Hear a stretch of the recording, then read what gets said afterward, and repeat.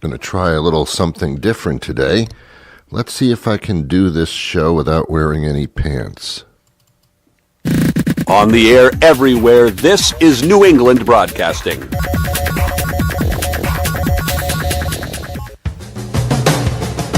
Good morning, good afternoon, good evening, good night.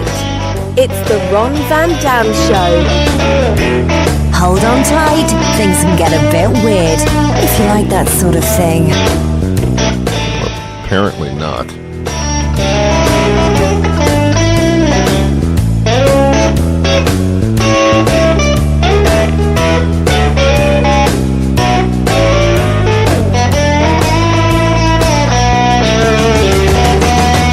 Hey, welcome to the program. How are you today? Like I care. Whatever. Whatever. Seriously. Come on. You know what the nastiest invention is ever? By far the nastiest invention ever is the mirror. Why did they do this? What a horrible, horrible experience the mirror is. Have you looked in it lately? It's not good. It's a direct reflection of what you look like. Who needs that? What person in their right mind looks in a mirror and says, wow, that looks good? Nobody does. Except Trump, I guess. And you know, that's not true.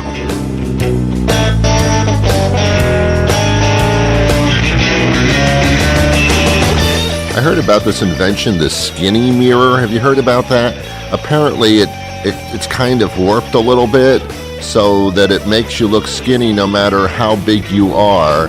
And people love looking at themselves in the mirror. Now, that's an intelligent invention. Looking at something that isn't real. That's pretty much politics.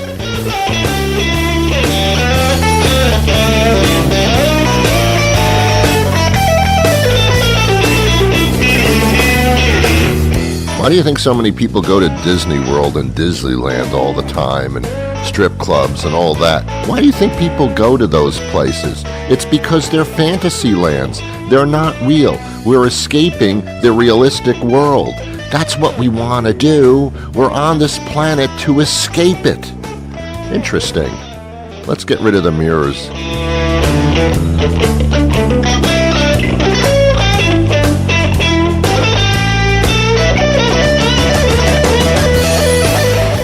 What do you want to do this summer? I want to go on vacation. I want to get away. Oh, that doesn't sound good. But you don't like your life as it is? No, I got to get away for a couple of weeks. I can't stand anymore. I just got to get away and refresh. Oh, okay. That doesn't say much for the normal stuff, your everyday life. It sounds like you don't like it and it's horrible. Yeah, it is. I want to go to Disney World and stand in a castle.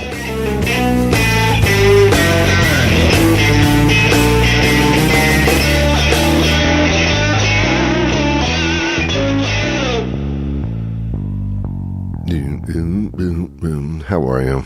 How are you? I'm going to make believe I care. I kind of really do. Because if you get sick or something and you can't listen to this show anymore, where does that leave me? So please stay healthy. Take your vitamins. I stopped taking vitamins about 3 years ago. Look at what happened. It didn't work out too well. I had read so many articles that said that taking vitamins is like stupid because the amount of vitamins you get in a multivitamin pill is like really so inconsequential. It's not funny. They said you've got to eat the proper foods to get your vitamins. That's the best way to take them in, not small little doses in pill form. So I believe that, and I stopped taking vitamins and I started eating proper foods for 6 minutes. And then I realized this food thing isn't going to work out. By then I was off the vitamins and nothing seems to work out anymore. I bought an exercise bike. I saw it on one of those television shopping club things. It was like $130 for this exercise bicycle. And I thought, well, that's good. Bicycling is something that is pretty good. Unfortunately, you don't go anywhere. It's called a stationary bicycle, and that doesn't mean you write letters on it. It means that you sit on the damn thing. You don't go anywhere, but you make believe you do. Another fictional piece of equipment. It's $130, I figured, and they had a pay system where you only had to do like 4 installments of $30, and I figured, well, that's like a cocktail or two for me, which is inconsequential as well. So I did it, and my clothes stay really wrinkle-free when they hang on the handlebars of the exercise bicycle. I recommend it for your clothing. Exercise-wise, not really. See, I invest in all these things that don't work out, because I don't work out. I think I've told you so many times. I go to that purple place, that Planet Fitness or Fitwell or whatever it's called. Apparently you can join for a penny. I thought, well, that's okay. I've got that. Got a whole bucket of those things. So I joined for a penny, and nah. Then you have to go, then it's $10 a month, and that didn't work out for me either. The only thing I got out of Planet Fitness was a T-shirt and a couple of pens that I stole. I think the pens were complimentary. I'm not sure. So, I don't know. Nothing's working out as far as that goes either. I don't eat properly. I mean, I eat with my mouth. I chew my food and swallow it, but I don't think I even do that right. Dietitians on this show have told me that if you eat too fast, you get gas, you get indigestion, and you get fat. You've got to eat very, very slowly like the Europeans do. They sit down and have dinner. It takes them 2 hours. They eat very slowly. They just sit down and they have conversations with people, and they don't get real fat, yet they're eating pasta and all this kind of crap. And I don't have the time to eat for 2 hours. I'm hungry. It doesn't make any sense to me.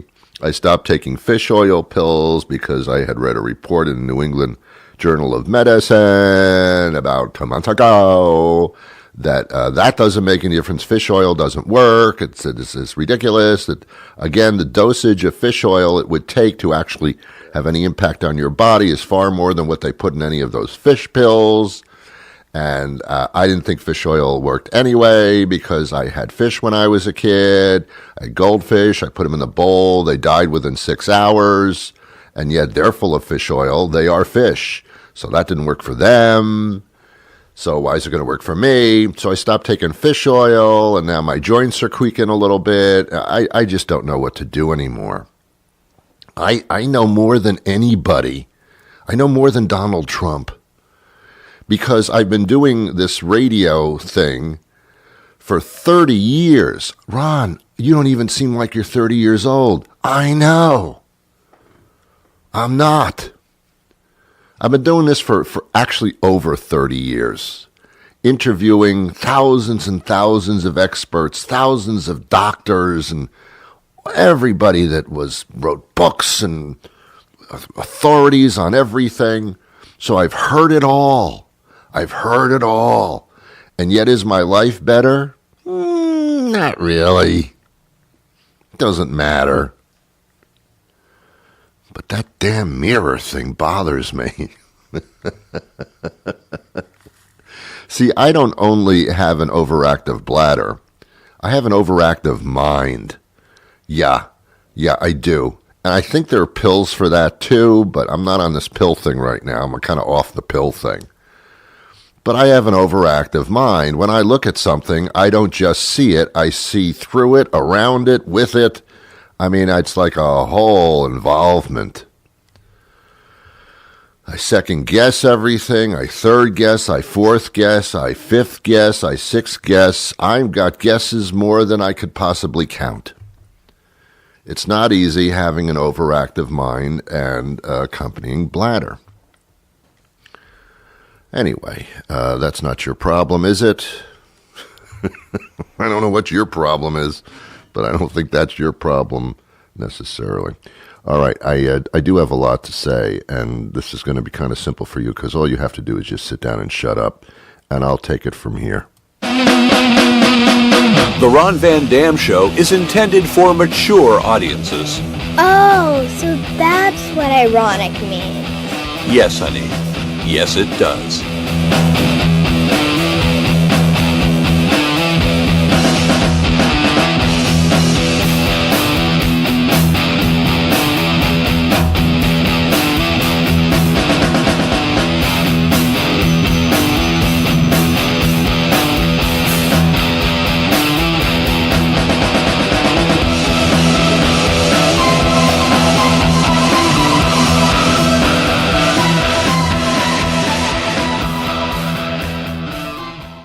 I want to talk about the Electoral College.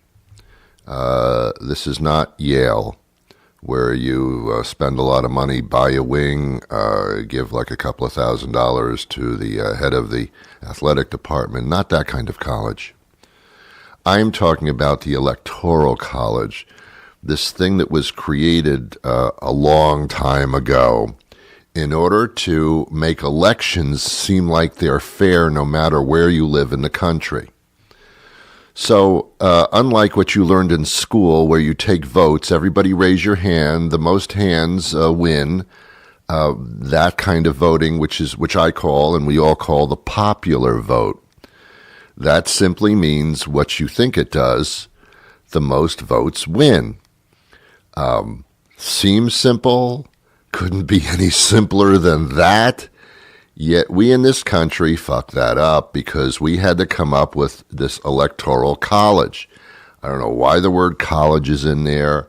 I have no idea. I guess you have to throw a word into stuff that doesn't make sense all the time. But it's the Electoral College. And what it means is if you live in a state like Montana, that if you voted for something, it wouldn't make any difference because nobody lives in that state, so you're always going to be outvoted no matter what you think.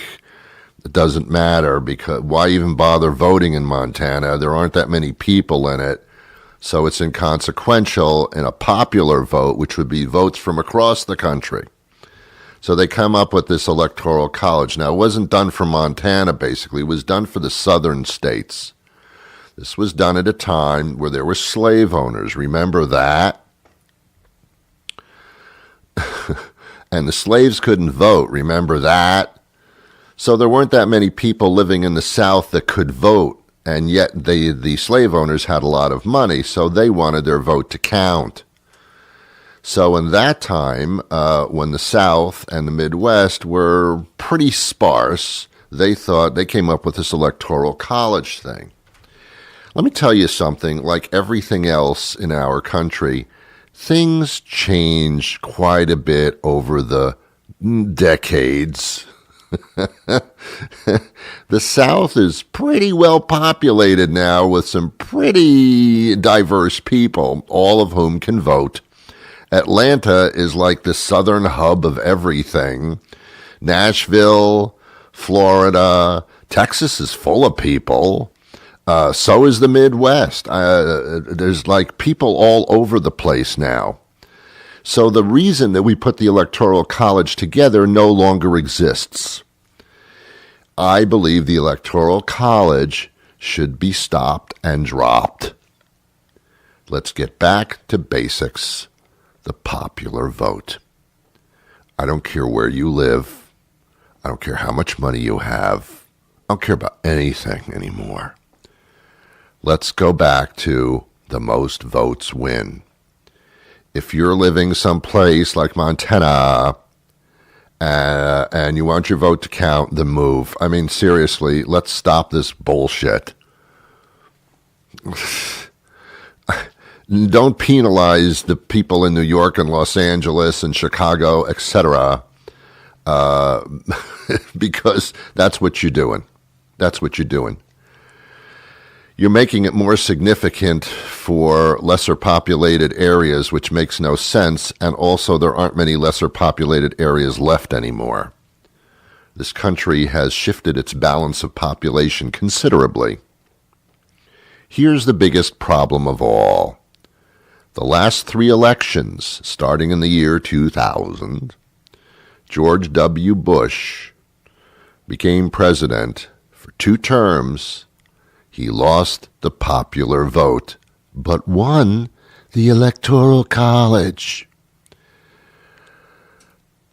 He lost the popular vote, yet became president for 8 years. Then you had Barack Obama, won the popular vote, won the Electoral College, became president for 8 years. Then you had this schmuck of schmucks, I won't even say his name, who became president in 2016, lost the popular vote, but won the Electoral College. 2 out of 3 of the last presidential elections, the president lost the popular vote. 2 out of 3 of the last 3 presidents lost the popular vote, yet were president anyway. People who voted in the United States did not vote for that president, and they still were president. Come on, man. 2 out of 3 in the last 3. That's data that you got to listen to a little bit. 2 out of 3, man. Didn't win the popular vote, and yet we're still president. All right, look, I don't have the power to stand up and say, let's cut out this crap. But somebody did.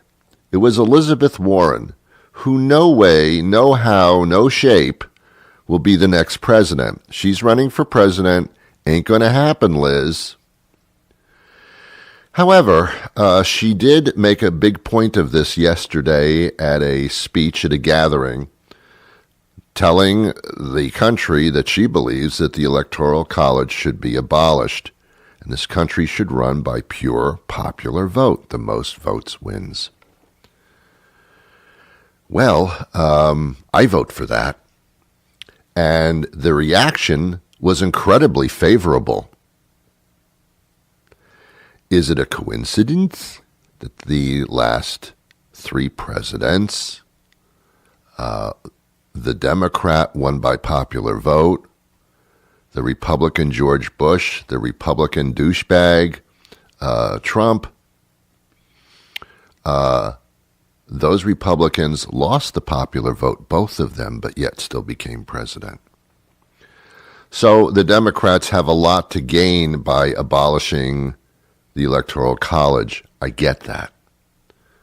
But let's just stop this foolishness and stop this rigging thing going on. The reason for the Electoral College no longer exists. There is no reason for it anymore.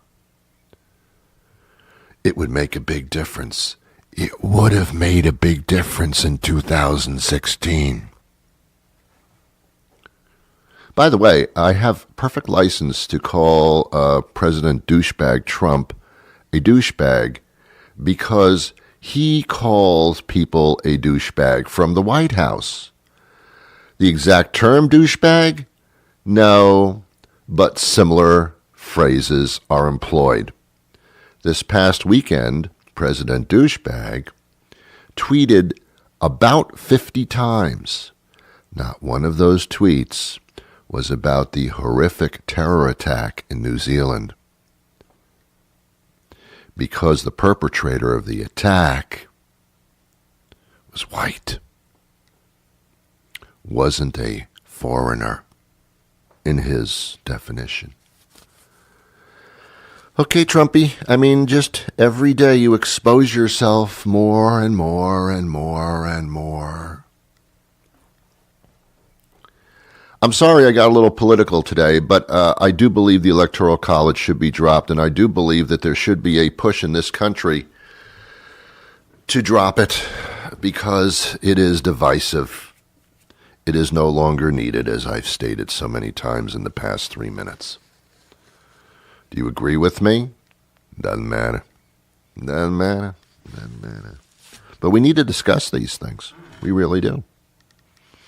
And as much as Donald Douchebag Trump claims that he is not a racist, he is not a white nationalist, the magazines thereof consider Donald Trump in writing in their magazines to be their proponent, their hero. They stand behind him. He best represents them. And yet, in no tweets, in no comments, does Donald Trump denounce this attitude of white racist values. At no point does he dismiss himself from that label of which he is tagged by those factions. The worst he has ever said is there are good and bad people on both sides. Don. And what's most frustrating to me is that Donald Douchebag Trump can say the most outlandish, ridiculous things through tweets, through his mouth. He can be involved in 2 million scandals. They can dig into his past and present and find ridiculous actions that make no sense, that are destructive to our democracy. The number of lies he tells and believes because he heard somebody say that somewhere, therefore it's fact now. All of this stands up against one comment, against one opponent or one other person. Don comes out clean. The person he's attacked come out destroyed. How does this happen? How does he get away with this bullshit? How? But he does. And until the day that America stands up and says, no, you've been an asshole all this time, and that's it. I don't care what your policies are. I've got some morals. I've got myself a voice. You cut this out now. You're under my employ, Don. I don't work for you. The government doesn't work for you. You work for the government. And the Congress sets the rules, and the Congress represents us. It's about time you represented all of us, Don, not just your base. Your job is to represent all of us and to bring us together, not to purposely divide us. And I'll leave you with this, the last comment that I remember from Don, that should the Republicans, or Donald more specifically, lose the next election, he can't necessarily be responsible for the reaction of his supporters. He also, he mentioned his supporters, bikers for Trump, and other, normally, as he put it, violent factions that hopefully would never respond accordingly. But they could. That's a threat. That's a threat of violence. It's a threat of division. It's a threat of revolution against this country. And yet, as Americans, we sit back and we say, well, he's just crazy. Yeah, but he's the president. Okay, that's enough. Thank you very much. I'm getting off my soapbox. I guess there was a time in our history when they had soapboxes. It was the only way that someone could say something. Our guest is going to join us at this time, and I think you'll enjoy the guest. That's my thought. I'm not really sure that you will, but I think you will. Hey, do you like calamari, octopus, squid, that kind of crap? I know a great restaurant, man. Hi, this is Bobby Marone, former heavyweight contender. But I hung up my boxing gloves to open the area's new favorite restaurant. Here we go. It's called... It's Headshots. Jesus, give me a minute, would you? Sorry. Hey, do you love calamari? Then you need to come to Headshots this month for our Carnival of Calamari. That's right, we got tons of great recipes, all made with delicious chicken. Calamari. You gotta try our famous 1-2 punch pasta loaded with shrimp. Also says calamari. Calamari. How about a nice beef lo mein piccata? And our spicy school bus fra diavolo? How did that go? Forget about it. You've never had calamari Okay. until you've had the Eiffel Tower at Headshots I quit. during our carnival of I Could Have Knocked Joe Frazier on his ass back in the day. Oh my God. Come in and ask for me, Bobby Calamari. Bobby Headshots. I'm the guy that owns the place.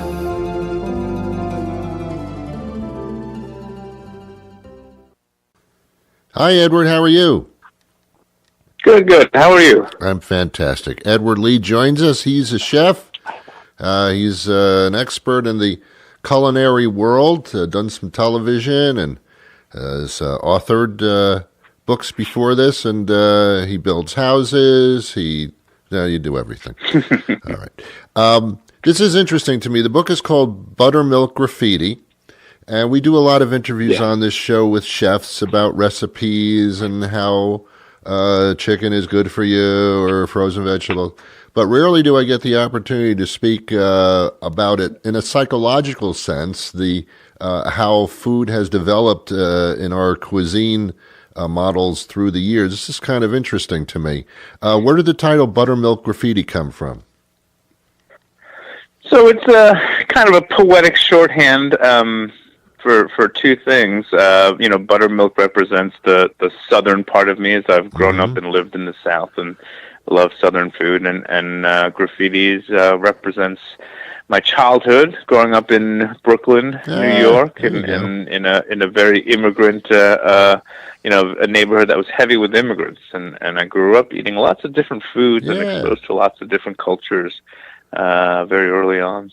See, this is interesting to me because, I've traveled the country as well, and I was also brought up in New York, and I find that urban areas have a rich multitude of culture involved, not only with their shopping and their experiences, but also certainly with their food.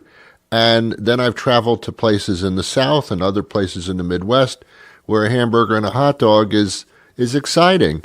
And a staple, and it's very interesting how there was that divide, and now I'm finding, as you own restaurants in various places, that this culture has actually seeped into areas where they didn't have it before.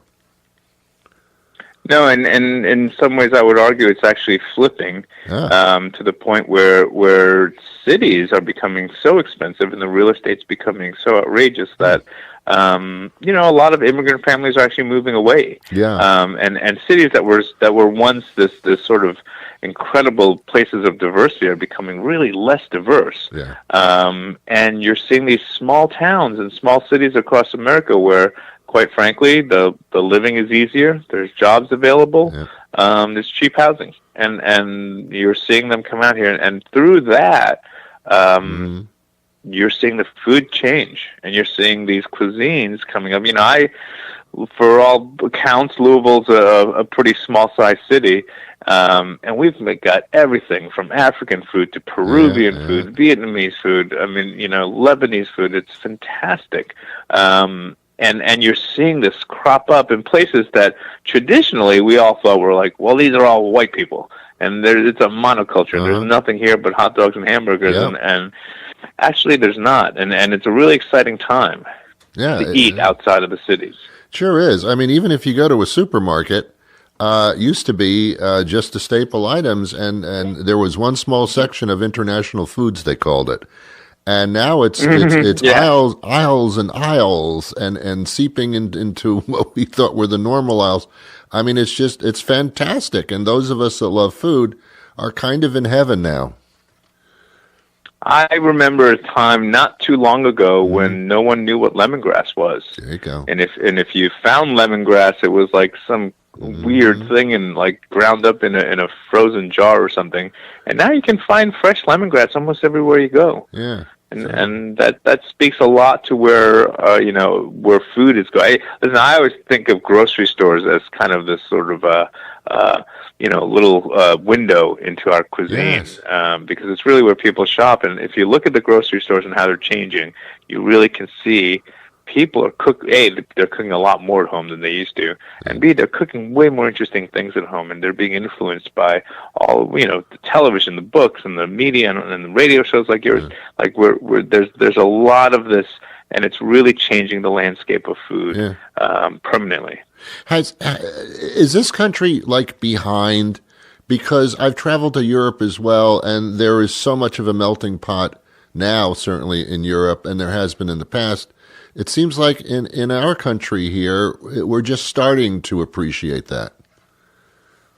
It's different. I always tell people, like, listen, for whatever it's worth, we're a young country. And I know there's a lot of discussions now, and we talk about race, and we talk about culture, and we're a really young country. Europe's had thousands of years to figure this out. Asia's had way more time. So a lot of these things, but you think about where we were in food in the 60s, in the 70s, where we were with organic food just a generation ago. What's amazing about America is that although we're always a little bit behind, we make strides really quickly. We're a very accelerated culture, and we always have been. So things happen in a really fast pace here. And the funny thing is, I always say, like, Americans are unique in this. We grow up and we want to have a Jewish breakfast and a Mexican lunch and Italian dinner. This is very much a luxury that you don't see in a lot of countries. Really? I remember a buddy of mine got married in Italy, in a region where they make pesto. And so we were there for like 5 days. And for the first 2 days, it was amazing because, all we did was eat incredible pasta. And by the third night, I was like, does anyone know if there's a Chinese restaurant in town? They were like, well, what are you talking about? We eat pasta every single day of our lives. And in many of the international places, like, I go to Korea, I'm Korean, by birth. I go to Korea all the time. Man, after a week, I get sick of eating rice and noodles. I'm like, I want a pot of curry. And what I find beautiful and what I talk about in this book is that, listen, you can go around and touch 100 different cultures and 100 different cuisines, and you never have to take out your passport. It's all right here in our backyards.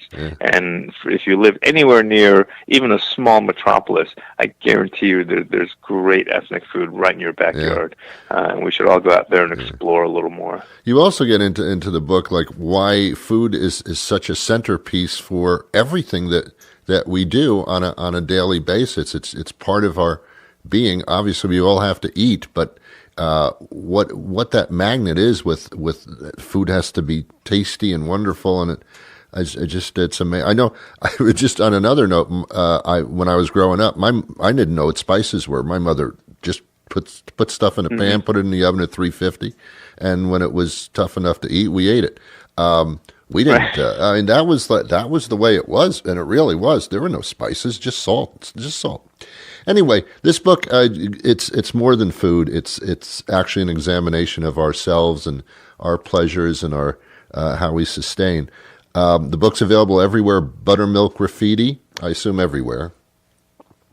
Yes. Excellent. And how do we follow you and in the website world?